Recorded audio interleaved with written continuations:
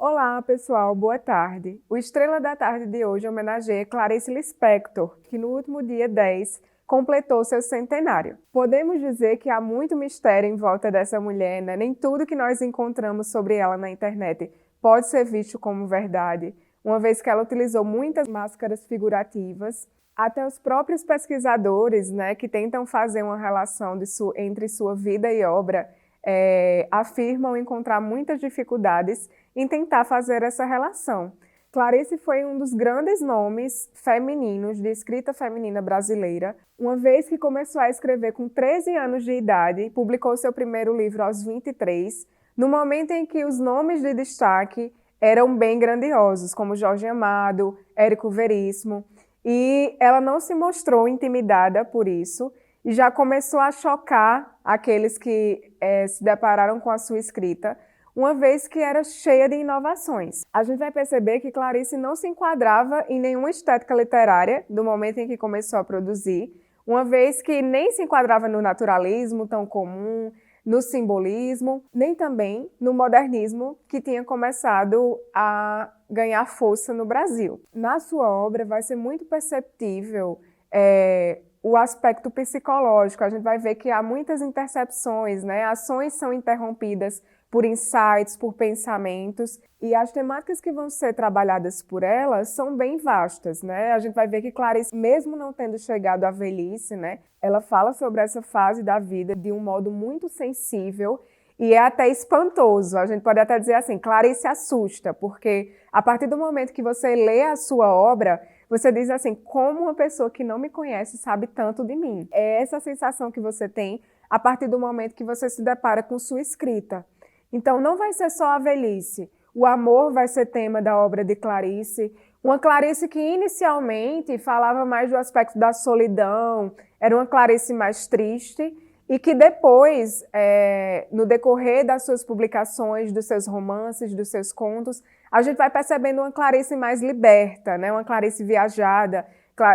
Para acompanhar o seu marido, ela viveu em Washington, viveu em diversos outros países, então a gente vai ver isso um pouco refletido em sua escrita, lançando também, né, o que ficou conhecido como prosa intimista, que até então nenhum escritor tinha contemplado esse caráter psicológico da forma que Clarice, num momento tão difícil para a escrita feminina, conseguiu fazer. Podemos citar ainda, né, sua obra Laços de Família, um livro de contos, em que, se a gente pensar sobre o que é um laço, né, a gente vai pensar que, ao mesmo tempo que eles são muito bonitos, que eles decoram presentes, eles também aprisionam. E é o que a gente vai perceber também nesse conto, quando Clarice fala da relação familiar, daqueles irmãos, daquela família que se reúne todos os anos para comemorar o aniversário da mãe, e ver naquela situação um encontro não tão agradável, mas que estão ali rodeados de hipocrisia, somente para atender a uma convenção familiar, né? Como se esses laços consanguíneos, eles lhe obrigassem a você conviver com pessoas com as quais você não se identifica tanto. E aí, no decorrer do conto, a gente vai vendo que uma das personagens tem uma atitude inesperada, e o leitor ele vai sendo pego com essas surpresas a todo momento em que lê a obra de Clarice. Podemos citar ainda a relação do leitor, que é muito forte. Clarice fala da sensação do leitor no encontro com o texto literário. Isso fica muito visível em sua obra Felicidade Clandestina, no conto de mesmo nome, em que a adolescente se depara com a obra Reinações de Narizinho, e a partir do momento em que ela pega aquele livro, ela vai viver toda uma experiência meio que de êxtase até, por estar com aquele livro. Então, ela não quer terminar de lê-lo, uma vez que o prazer de tê-lo nas mãos é maior do que qualquer outro. Então, a presença do leitor vai ser marcante em Clarice, a presença da velhice, a condição feminina, como é possível perceber no conto Amor, também presente no livro Laços de Família, já citado, em que a gente vê a personagem Ana, que projetou toda uma vida familiar, cuidando dos filhos, cuidando do marido, plantando árvores, e de repente ela é pega por um pensamento, no momento em que ela vem no bonde e ela se depara com um cego, e aquele cego está mascando chiclete.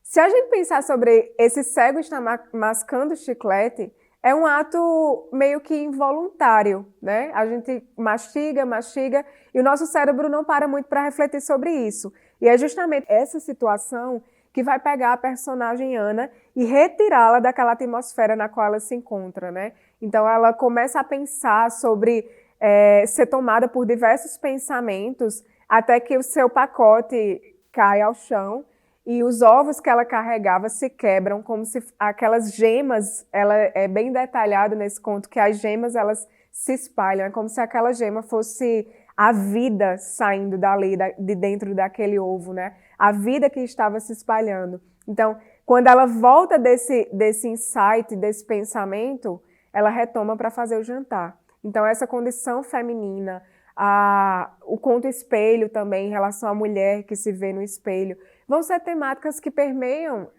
a sua obra tão vasta e tão diversa, bem como também podemos fazer referência ainda, para terminar, né? Nunca a gente vai esgotar a Clarice, é impossível praticamente, mas nós podemos fazer referência à crítica social também, a partir da personagem Macabeia, nordestina, feia, pobre, que tudo aceita, que é submissa a todas as situações que lhe chegam. Então, a gente vai ver uma Clarice muito diversa e também muito mística em outro aspecto. Lígia Fagundes Telles era muito amiga de Clarice, inclusive ela conta que uma vez ela ia junto a Lígia para um congresso na Colômbia e Lígia tinha muito medo de avião. E aí começou a se prender na cadeira e começou a demonstrar um certo medo. E Clarice olhou para ela e disse assim: calma, Liginha, você não vai morrer agora, porque a minha cartomante disse que eu iria morrer na minha cama. Então a gente vai ver esse misticismo, essa parte da vida de Clarice também refletida na sua obra. É uma Clarice muito diversa, de muitas faces, enigmática, muito misteriosa, mas também muito sensível à vida. Clarice falava sobre a vida. Então, se você quer conhecer, se você quer se aprofundar, se você quer se assustar com essa mulher que vai lhe conhecer mais do que você mesmo, a Fátima lhe convida a ler um pouco dos seus contos ou dos seus romances no quadro Estrela da Tarde de hoje.